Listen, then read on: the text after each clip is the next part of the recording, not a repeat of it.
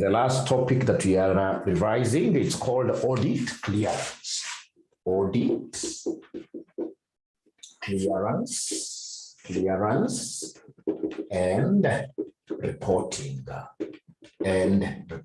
Audit clearance and what year and reporting. Audit clearance and reporting. Audit clearance and reporting. So the concept is, it has come to the finishing line. Here we are. We are, for example, on Friday, and we're supposed to be giving our report, auditor's report, say on Wednesday next week. Very few days remaining. We've been able to collect all the evidence. Now we're in the process of thinking of how will our audit report look like. Ladies and gentlemen, there are things that I will have to really discuss with management. It's not proper for you to just wake up and say, I'm giving you a qualified opinion. I'm giving you an advanced opinion. If you do that, of course, this organization will be closed. And we never came in as an auditor to ensure that we are basically burying the company. Remember, the moment you give a bad opinion just like that, what will happen outside there? The customers, the suppliers of this organization will start viewing this organization from a bad perspective. They'll stop doing business with this particular company. The investors at the stock exchange will stop buying shares of this company. So it will be very important, ladies and gentlemen, and that is why as an auditor, you must ensure that from the beginning, that the management are quite aware of their responsibilities, which are basically, ladies and gentlemen, preparation of what your financial statements, looking at the company's going concern, will not be in doubt in the future, right? Establishing internal control systems, let them know that from the beginning. So as you come to the audit clearance here, you'll be basically discussing with them. I told you guys, you are to do this and this. I told you guys, you are not to limit my scope of operation. Now you have limited my scope of operation within the few remaining days. What are you going to do to mitigate my reservations of giving you guys a bad report? What will you do? Right? So you keep on, in this case here, engaging. Now you are engaging. Get, in this case here, your file of errors. Aggregate, for example, all the errors that are there. You're doing clearance. You see whether the aggregated error is very material. If it's immaterial, of course, in this case here, I will not be able to give a bad opinion. Because as an auditor, we work with materiality quite a lot. So if the total error is immaterial, then in this case here, I need to consider, I need, of course, I have to advise them, because I wouldn't want to be seeing these errors, right? I want to advise the management, but most importantly, ladies and gentlemen, if those errors are immaterial, then I'll give what we call an unqualified opinion. But what if in this case, ladies and gentlemen, the errors are very material? If they're very material, before I give a bad opinion, I'll give these directors a chance of rectifying the mistakes. I'll even go ahead to draft my opinion. It's just a draft opinion that I'll share with these directors. In case you guys do not work on these errors, this is how my opinion will look like. So at the end of the day, ladies and gentlemen, these people, these people have to look at in advance the kind of opinion that I'll be giving, and then they should be able to look at the repercussions, especially if I'm going to give a bad opinion. Chances are the pressure I'm giving them will be enough to ensure that they do what they change, they rectify the mistakes. Now, for us to appreciate what I'm talking about this morning, I would want us to go to our ACCA revision kit. We go to ACCA revision kit and look at question number 112. Let's look at question number 112. I know you have this, and most probably you even printed, right? We go to question number 112.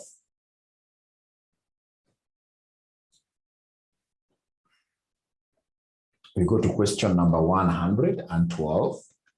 Question number 112. Corso Air, which has been amended, was amended by ACCA. So we are told here that 𝗕𝗓𝗢 is a large, first of all, you start by reading the requirement. On the basis of the information provided above, describe the auditor's report that you consider is likely to be issued in the case of 𝗕𝗓𝗢, giving reasons. What kind of an auditor's report are you going to give? B, explain the difficulties that would be faced by 𝗕𝗓𝗢 and its auditors if 𝗕𝗓𝗢's audit report made reference to going concern issues. This is what I was explaining. The difficulties that the company will face. When we make reference to the going concern issues in the company, ladies and gentlemen, for sure, this company automatically may not even be in business in the future.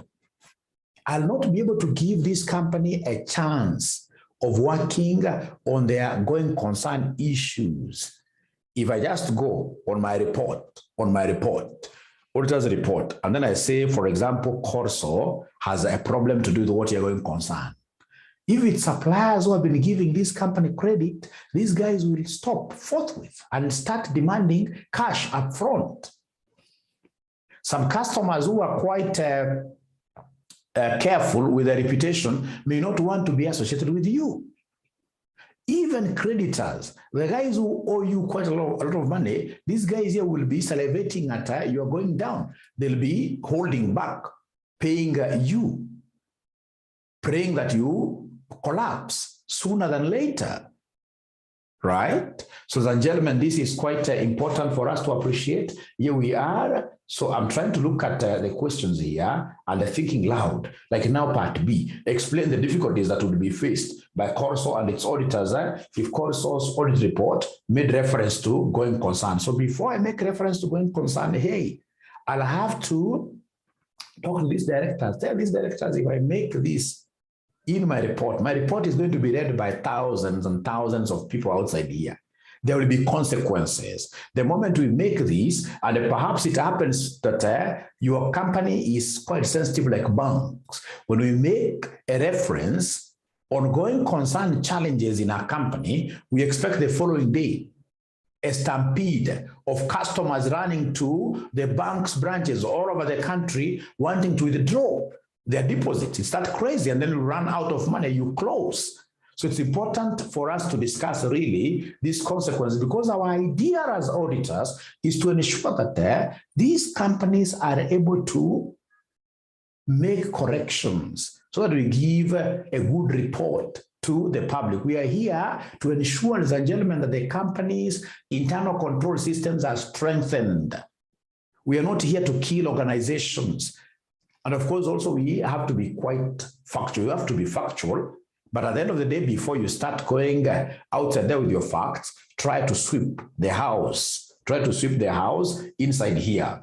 Now, ladies and gentlemen, we are told here, 𝗕𝗓𝗢 is a large telecommunications company that is listed on a stock exchange. You can imagine it's listed in the stock exchange. The shares are trading in the stock exchange. So if I give a bad report, I can see a bad thing that the share price poof down. It's highly geared, because, like many such companies, it borrowed a large sum to pay for a license to operate a mobile phone network with technology that has not proved popular. The company share price has dropped by 50%. These are indicators of going concern. Has dropped by 50% during the last 3 years, and there have been several changes of senior management. These are, of course, indicators of going concern.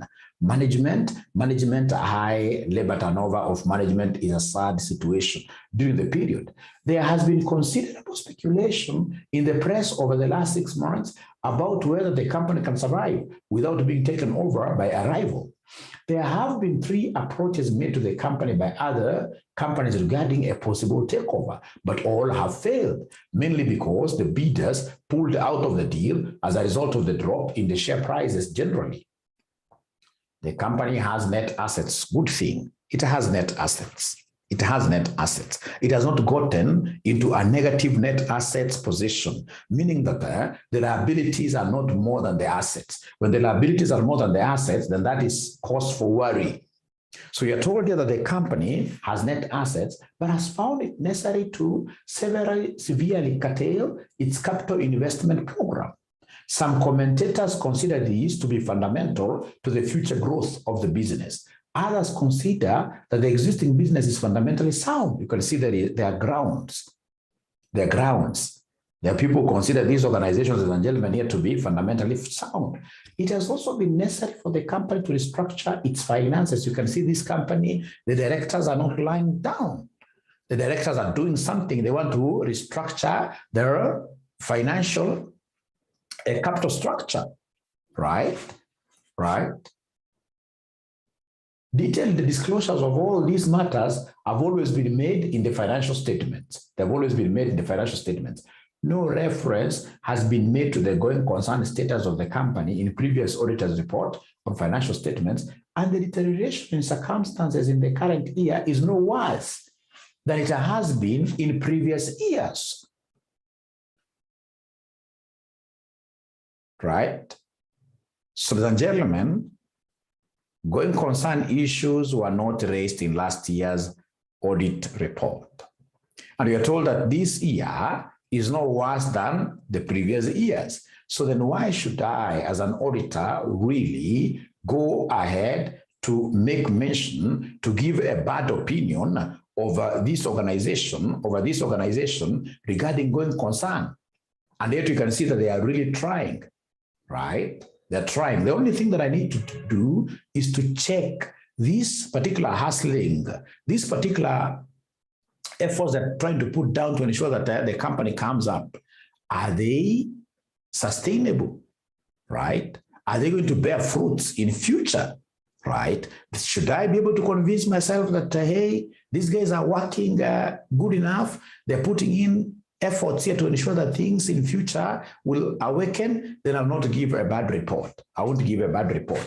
So required, on the basis of the information provided above, describe the auditor's report that you would consider is likely to be issued in the case of what year? In the case of 𝗕𝗟𝗢𝗓 company. So in the case of 𝗕𝗟𝗢𝗓 company, what auditor's report do you think, ladies and gentlemen, is very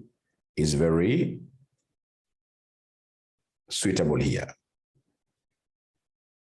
Is very suitable here. So in an exam situation, you guys, what would have you written down? In an exam situation, what would have you written down? In an exam situation, what would have you written down? What would have you written down in an exam situation? In an exam situation. So you're told here, remember you have answers, and I've taken time to discuss this quite a lot. Mine is basically to come and read this answer for you. Now, when you're reading this book, remember, it's important for you to look at this marking scheme. So report issues to 𝗕𝗟𝗢𝗓. Difficulties associated with reports on going concern. So report to 𝗕𝗟𝗓, although the company is obviously experiencing some difficulties, the evidence provided does not suggest that the business will cease to trade in the future, right? I'll not rely on what is in the media. I would want to get concrete evidence regarding this organization failing in the future, which I should use as the basis of giving my report. So far, I've not gotten very serious evidence, which in this case suggests that the company will cease to trade in the future. The company has net assets and still appears to have options available to it in order to resolve its problems. The fact that the company has taken steps to restructure its finance and has been able to do so is also a positive sign. On the basis that the situation is no worse than in the previous years and that no reference has been made to going concern in the past, it would not seem appropriate to refer to it this year. So an auditor's report with a modified audit opinion would be issued. I'll go ahead and issue a good report. I'll go ahead and issue a good report. Now, the other questions and gentlemen made reference to what year the difficulty is here to the company if I issue a bad report. If the auditor's report mentions a going concern problem, It's likely that 𝗕𝗓 will find it difficult to raise finance from banks or investors. It is often said that it becomes a self-fulfilling prophecy, although this should not dissuade the auditor from modifying the audit opinion if the auditor feels there is genuine need. In addition, customers and suppliers may notice the reference in the auditor's report and subsequently be more cautious in doing business with 𝗕𝗓. This is likely to further worsen the position and liquidity of the business. For example, 𝗕𝗓 suppliers may decrease the number of days credit they allow 𝗕𝗓 or their credit limit. The relationship between the auditor and the management of 𝗕𝗓 could become very strained. Should we give a bad opinion, then of course we will not be in this business come next year. Our relationship, ladies and gentlemen, will be very severely strained, particularly where the management of 𝗕𝗓 genuinely believe that no reference is required. This is particularly difficult as the matter is essentially one of judgment and will rarely be clear-cut. In extreme circumstances, the auditors may lose the audit and the fees from associated one-year work. In this particular case, as there has been no reference to going concern in the past, reference to it this year would imply that the situation has deteriorated further or that previous reports were not correct. This is particularly a contentious issue as there is an ongoing public concern about the role of the auditor in warning shareholders about matters which will affect the value of their investment. Ladies and gentlemen, I don't want you to take notes. Remember, already you have these books with you. The most important thing, ladies and gentlemen, here is to appreciate the fact that these people, honestly, they are trying. We are told in this case here, they are trying to restructure their finances, their capital structure, maybe issue more debt, right? Or issue more shares, raise equity, try to do like what Kenya Airways is doing, right? Right? And again, when I make reference to previous years' audit working papers, I'm realizing that the same situations that are being mentioned were there in the previous years, but the previous auditors never made mention. So these directors are really trying. The only thing that we need to do as their auditors is to sit down with management, try to look at really what are the loopholes that we could be having in the organization that makes this organization, for example, lose funds, right?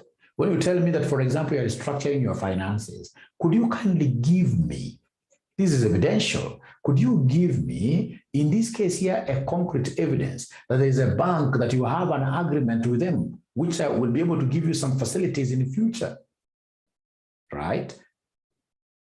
These significant shareholders that you have, like the organizational shareholders, could we have an undertaking from one of the shareholders, the key shareholders, that they are willing, in this case here, to inject money to the business in the very future?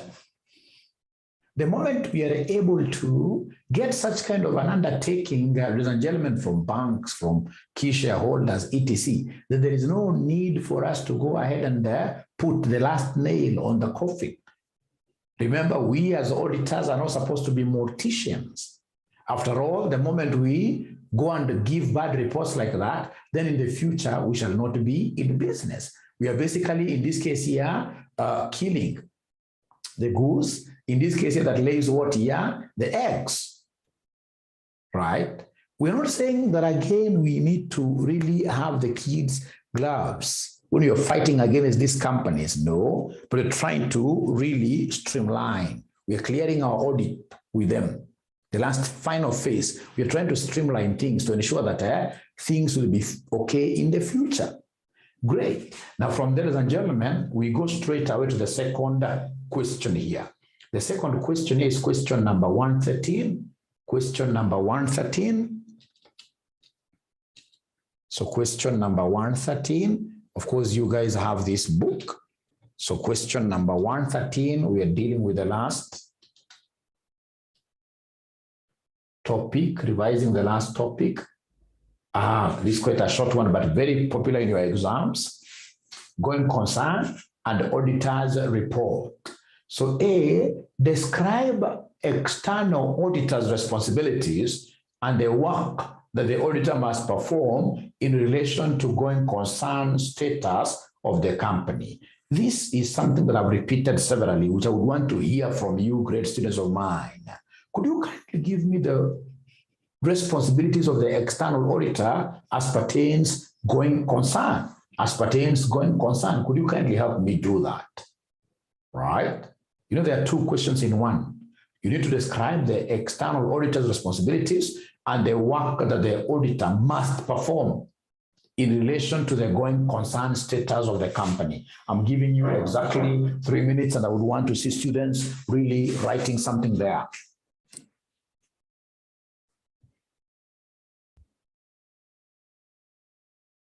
If you don't write, I'll be very sad. No. Just try writing something sketchy. Try writing something sketchy.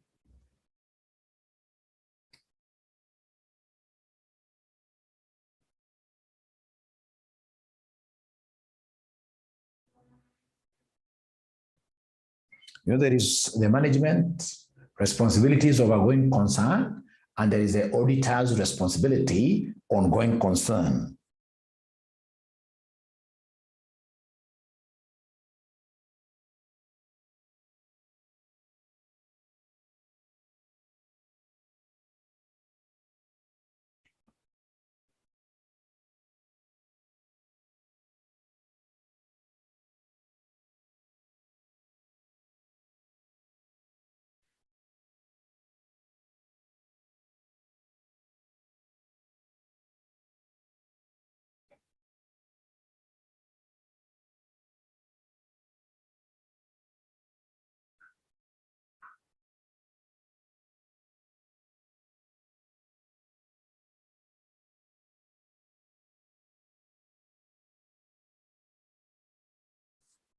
So I'm waiting to see whether there is anybody who is typing anything. I'm waiting to see whether there is anybody who is typing anything really. I know why students fail AAA. It's because of what here. Most of them, of course, they know the subject, but the answers that they have are very sketchy. Very sketchy. And they don't take even time to read the questions very well. They don't take time to read the questions very well. Like here, there are two, these are twins. Two of them. The auditor's responsibilities and the work that the auditor must perform. Ladies and gentlemen, I can never, in this case, ladies and gentlemen, miss out any mark on the auditor's responsibilities, right? The auditor's responsibilities of a going concern. I'll never miss out on this. I'll never miss out on this. I can see a student who has taken time to respond. It's good to honor this. Student. Yeah, so external auditors are responsible for determining whether the financial statements of the firm reflects a true and fair view of their status. How that is too general. Remember here, they are specifically talking about what here? The responsibilities of a going concern. Right? Of a going concern. Responsibilities of a going concern. Responsibilities of a going concern. So what you're supposed to know, ladies and gentlemen, here is that normally the management will do an assessment. Will do an assessment of what here the company's going concern status. Going concern status. This is what the management is supposed to do every time. These guys must do what here every time. These guys here must assess. The directors, the management, they must assess and tell the whole world whether the company's going concern status is okay or otherwise. They must do that. So my first responsibility as an auditor is to come and evaluate this assessment process. My first responsibility is to evaluate the assessment of going concern by management. That is the first thing that I'm supposed to do. And how do I do it? I'll obtain forecasts. Remember, these guys, when they're doing this assessment, they normally look ahead 1 year. They normally look ahead 1 year, 12 months ahead. So I want to see when they're looking at 12 months ahead, ladies and gentlemen, then what are the forecasts that they have in place?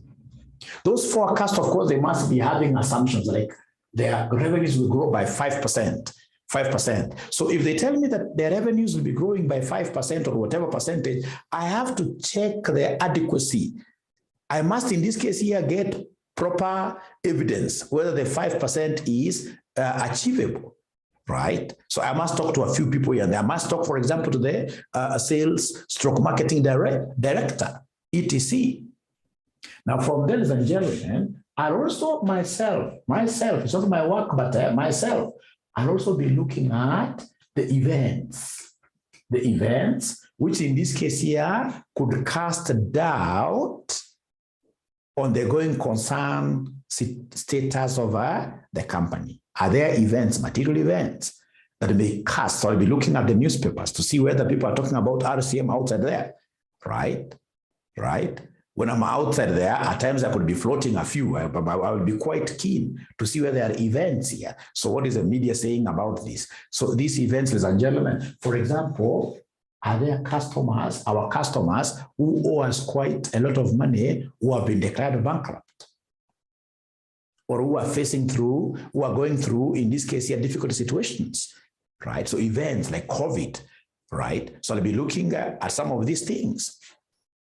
Right.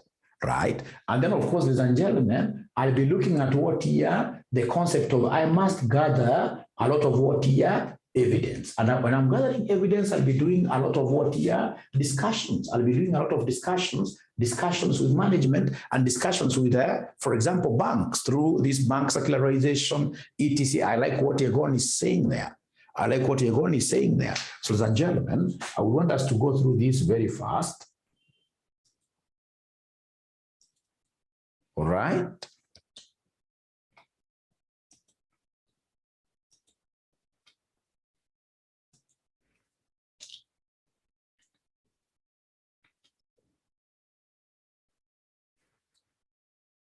Okay. So it is here. So responsibilities, external auditors' responsibilities and the work that the auditor should perform in relation to going concern. Number one is to evaluate the management's assessment of the entity's ability to continue as a going concern. That is the first thing. Number two is to consider whether there are and remain alert throughout the audit for events or conditions that may cast significant doubt on the entity's ability to continue as a going concern. Next, and inquire of management its knowledge of events or conditions beyond the period, beyond those 12 months, beyond the period of the assessment that may cast significant doubt on the entity's ability to continue as a going concern. And then lastly, obtain, of course, sufficient appropriate audit evidence to determine whether a material uncertainty exists if events or conditions are identified that may cast significant doubt on the entity's ability to continue what year as a going concern. Thank you so much. Now, there is something that I would want to, again, to hear from you. We have seen what the auditor's responsibilities of a going concern are. So then what is the audit work that you guys should be able to do as auditors of a going concern? What are the audit procedures of a going concern? Audit procedures of a going concern. Remember, anything you say here will be correct. Audit procedures of a going concern. Audit procedures of a going concern. So 3 minutes, and today I would want to see. Thank you very much, Gilly, but I would want to see my students as usual talking. Is it because you guys haven't woken up yet? It will be possible that you haven't woken up. Yes, thanks, Mary. The audit procedures of a going concern. I'm giving you 3 minutes. The audit procedures of a going concern. The audit procedures of a going concern. So I'm giving you exactly 3 minutes. Ensure that you are able to give us this.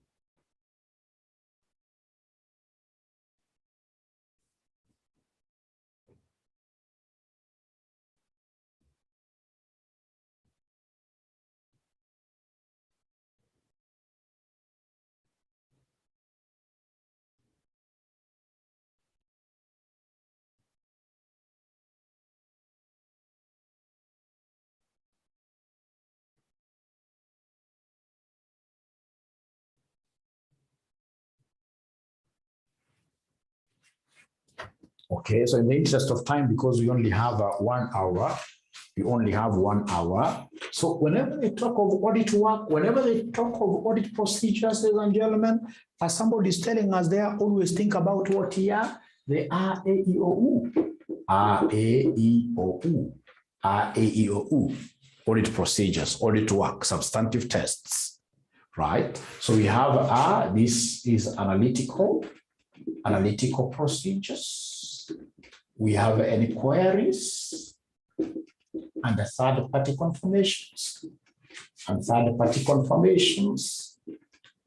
We have inspections. Like inspections, I'll get a whole ton of what here? A whole ton of points. There are very many documents to be inspected. This is where we talk of review correspondences between the bank and the company. Review correspondences between, for example, if it's a going concern challenge, which has been brought about by some court matter, I'll review correspondences between the lawyers and what here the company, right? Review, right? I have observation, and then we have what we call recalculations.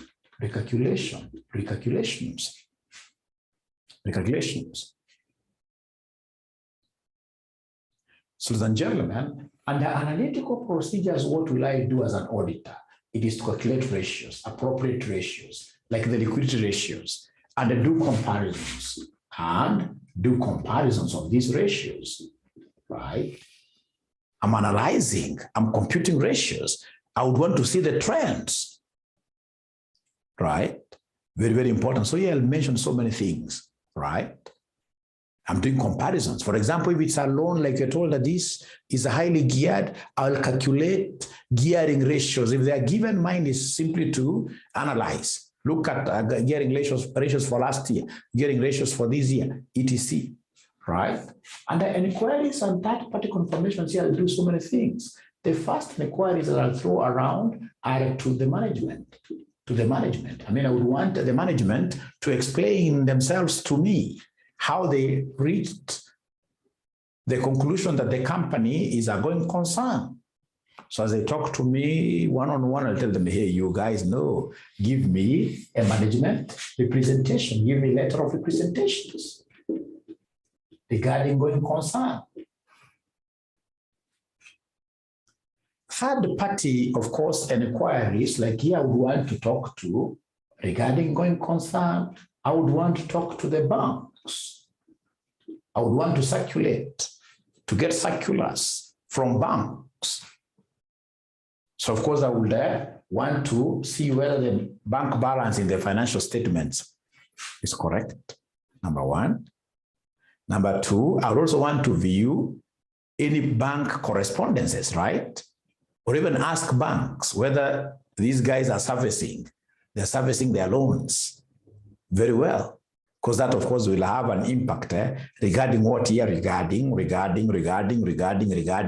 ability to continue in the future. You can even ask the banks regarding what here, sufficiency of collateral given in the future. Will they be able to advance more money to this particular what here, to this particular company, right? Under inspections, and gentlemen, there are so many things to inspect. Here, I'll think about, first of all, the board minutes. Board minutes. I want to see what the directors are saying. Right? So there are so many things that you need to review. The media, press. I would want to, in this case, here to review, for example, correspondences between the bank and the company, correspondences between the lawyer. There's so much things here to be reviewed. I would want to review their forecasts. Review the forecasts. And any assumptions in this case here made. Any assumptions made. Right? Recalculations, of course, ladies and gentlemen, if they have serious calculations they have done themselves, I would want to see whether those calculations are correct. I'll pick on one of them, sample basis, and then I'll be able to do what here to calculate something. So here you will be able to have, a plethora of points to write, so long as you are a student who is exposed a little bit, right? And remember, you are making those particular audit procedures in relation to what you're going concern. That I'll evaluate the assumptions made, by the management to see whether they are appropriate, evaluate, review, etc., talk to, document, etc.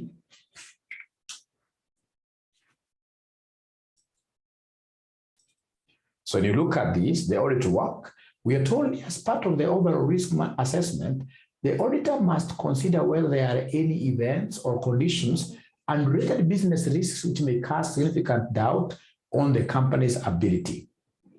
The auditor should evaluate the process by which management has assessed the viability. So you have to evaluate that process really. Does it make sense? Does it hold water? So the auditor should evaluate the process by which the management has assessed the viability of the company. The auditor should make inquiries of those charged with governance and examine supporting documentation such as cash flow forecasts and budgets. The auditor must consider whether the period used by management to assess, yes, this is very important, whether the period used by management to assess the viability of the company is sufficient. If the period covers less than 12 months from the reporting date, the auditor should ask management to extend the period to 12 months from the reporting date. The auditor should evaluate the assumptions used by management and determine whether they seem reasonable in the light of other known facts.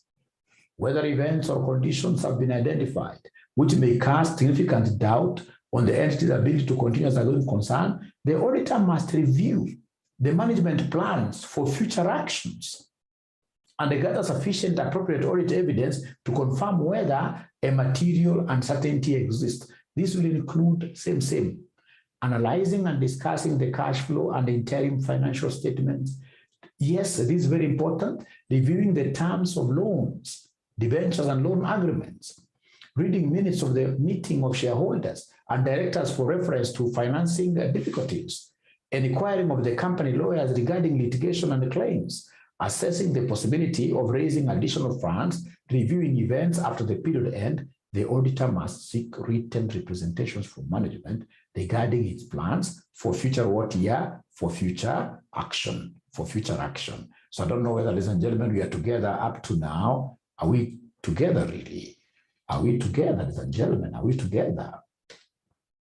Are we together? Are we together? Don't be labor to write notes because this is a book that already you have. It's a book that already you have. Great. So then you go to part B. Describe the possible auditor's reports that can be issued where the going concern status of a company is called into question. Your answer should describe the circumstances in which they can be issued, the types of reports. Should we give an adverse report? Should we give an except for qualified report? Should we give, in this case here, a disclaimer? Right? So that one I expect your answer. Take like 3 minutes to think through, and then you advise.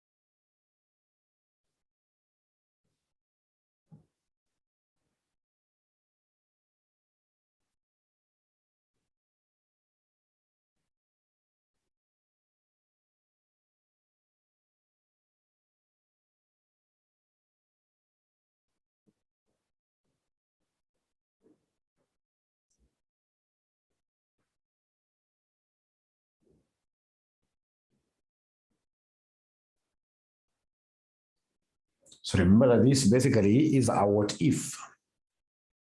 statement. Very easy, very easy, very easy. So remember, ladies and gentlemen, various types of reports that we have, which you shall never forget. The various types of reports that we have, which you shall never forget. And a qualified opinion, if there is insufficient evidence regarding the going concern of the company, like in the case of course of company, okay. Now listen and listen to me very well. Types of audit reports. So we have what we call unmodified, and then we have what we call the modified. Now, unmodified is a good report. If ladies and gentlemen, if the management, you know, as I told you last time, there are two bases of making financial statements. One of the bases is going concern basis. And then number two, we have what we call a breakup basis. So if we believe that our business is healthy, then we prepare financial statements on a going concern basis. If we believe as directors that our business is not doing very well, it's going to break up very soon, is going concern is under threat, then we write our financial statements on breakup basis. So now that we have going concern challenges and we have admitted, so then what we will do as directors, we shall prepare our financial statements on a breakup basis. Breakup basis is whatever assets, for example, we have, we shall not give them net book value. No. We shall go to the market and ask, if, for example, we want to sell this thing today, how much will we fetch? etc. So break-up basis. So if the management has been able to recognize that they have going concern challenges, and in the process they have done the right thing, they have prepared their financial statements on a break-up basis. So the management has done the right thing. The management has done the right thing. The management has done the right thing and prepared their financial statements on a breakup basis. And then they have done what we call adequate disclosures in the notes. They've said, when you look at our financial statements, please know that these financial statements have been prepared on a breakup basis because we are going to explode next year. We will not be there from our assessment. Next year shall not be there. And he has done proper disclosures. He has said we can't be there because of, number one, we have got this litigant who is very aggressive, right? Who is really chasing us, right? We also have issues, strong issues to do with COVID. We're not able to raise enough money to pay our obligations, etc. So if he has done proper disclosures and he has really done the right thing in terms of preparing the financial statements, then as an auditor, I'll issue unqualified opinion. As an auditor, I'll issue a good opinion, unqualified opinion. But now remember that I have to emphasize to the users of the financial statements in my auditor's report, right? I'll need, in this case here, to emphasize. So I'll need, ladies and gentlemen, a paragraph in my auditor's reports called material uncertainty relating to going concern. So I'll issue an emphasis of matter paragraph under a big title there called material uncertainty relating to going concern, relating to going concern. So I'll go ahead and issue a good report. The financial statements of RCM portray a true and fair view. Issue a good report. And then, of course, the basis of opinion, I'll be able to give a very good, why am I, in this case here, giving this good report? From evidence collected, blah, blah, blah, blah, blah. My responsibilities, blah, blah, blah, blah. The auditor's the management's responsibility, blah, blah, blah, blah. This is why I arrived at this particular. After that, there is this emphasis of matter, material uncertainty relating to going concern. I'll draw the attention of the users of the financial statements and tell them, as per note number 6, raised in the director's financial statements disclosures, the company has a big issue to do with what you are going concern because of this and this. But remember, whatever I'm just making reference to, I'm emphasizing Something that was raised by who? Directors. That is if there is what here? Adequate disclosures. Now, number two, what about now here? Now there are no adequate disclosures. I'm telling these directors, I'm already seeing that there's a big problem ahead, but these directors are saying, no, we don't want our shareholders to know, right? But we can see when we try adding 1 + 1, we are not getting 2 as auditors. We can see this company will not be there next year. So meaning that there is a big disagreement. When they want to do things looking north, and we know for sure that things are what here south down there, things are very bad. So in that case, then I will issue an adverse opinion, because you know that is very pervasive. That's a huge disagreement, right? That's pervasive. That's big, because they want me to cheat now. That's big. That's pervasive. I'll issue an adverse opinion. Now, what if I'm not able to collect sufficient, appropriate audit evidence regarding going concern? Then I'm not a magician. Remember, as an auditor, I'll base my opinion on evidence I collect. If I'm not able to collect any evidence, then, ladies and gentlemen, I'm sorry, I'll basically disclaim. I'll not place any opinion. I'll issue what we call a disclaimer of opinion. So please, you have the answers here, which I would want you to go and read later on, Don't forget to read them. You have your answers there. You have your answers here. So like the auditor's report, where the use of the going concern assumption is appropriate, but a material uncertainty exists, provided that the auditor agrees with the basis of preparation of the accounts and the situation is adequately disclosed, and an unmodified opinion is issued, which is the same as an unqualified opinion. The audit report will, however, include an emphasis of matter paragraph highlighting the uncertainty to the user and referring them to details in the disclosure note. Note 2, where the material uncertainty exists, but the situation is not adequately disclosed, the opinion should be modified on the grounds that there is insufficient disclosure and the financial statements are materially misstated. Depending on the specific circumstances, this may be a qualified except for or an adverse opinion. If the auditor's judgment, in the auditor's judgment, the company will not be able to continue as a going concern, right? And the financial statements have been prepared on a going concern basis, the auditor shall express an adverse opinion. If the auditors are unable to form an opinion because they were not able to obtain sufficient appropriate audit evidence, they shall use an except for, qualified, or disclaimer. If management is unwilling to extend its assessment where the period considered is less than 12 months from the reporting date, the auditor shall consider the need to modify the opinion as a result of not obtaining. The thing is, just get a general overview of this thing.